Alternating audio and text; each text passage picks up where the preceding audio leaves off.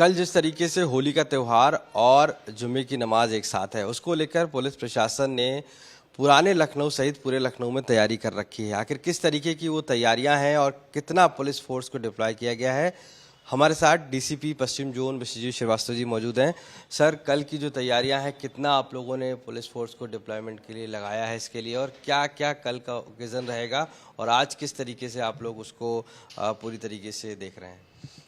जैसा कि आप लोगों को जानकारी होगी कि लखनऊ का जो ये पश्चिम जोन है, ये लखनऊ का पुराना लखनऊ कहलाता है और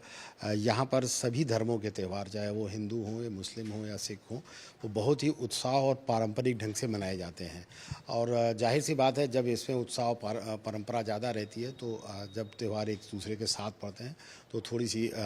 तनाव की भी स्थिति रहती है। चूँकि इस बार जुमा जो है वो रमज़ान का जुमा, जो दूसरा जुमा है, वो 14 तारीख को पड़ रहा है और उसी दिन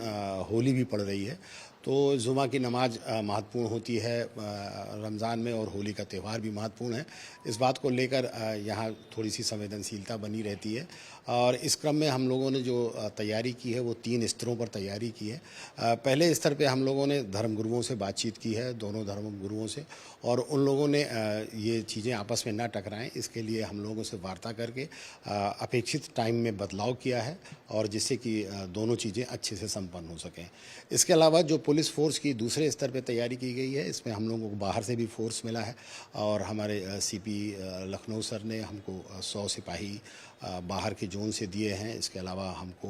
मुख्यालय से भी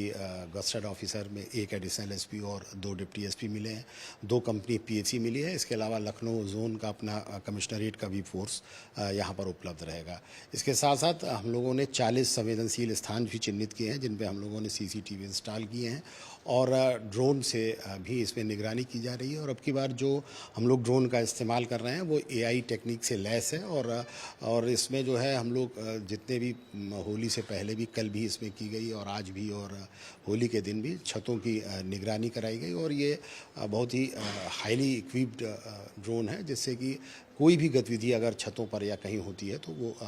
पकड़ में आ जाती है। तीसरे स्तर पे हम लोगों ने इंटेलिजेंस कलेक्शन किया है और हम लोगों की जो इंटेलिजेंस विंग है उन्होंने जो सूचनाएं दी हैं उसके आधार पे भी हम लोग सक्रिय हैं कि अगर किसी ने कोई इस तरह की बात आती है तो उसमें हम लोग कार्रवाई कर सकें। इसके अलावा जो हमारा साइबर सेल है वो लगातार जो है वो सोशल मीडिया पर 24/7 नज़र रखे हुए है कि अगर कोई भी इस तरह की बातें या अफवाह फैलाने का प्रयास करता है तो उसके खिलाफ सख्त से सख्त कार्रवाई होगी। तो इन 3 स्तरों पर हम लोगों ने तैयारी की है और मैं उम्मीद करता हूँ कि अच्छे से ये दोनों त्यौहार संपन्न हों। सर, जिस तरीके से टाइमिंग को लेकर है, जुम्मे की नमाज और होली का जो टाइमिंग है, उसको लेकर क्या मौलानाओं से बातचीत हुई है और क्या वो आगे पीछे किया जाएगा? हाँ, मौलाना जो यहाँ के धर्मगुरु हैं पश्चिम क्षेत्र के और जो हिंदू समाज के भी धर्मगुरु हैं, इन लोगों से वार्ता की गई और इन लोगों ने उसी के हिसाब से जो यहाँ पर 3 बहुत बड़े जुलूस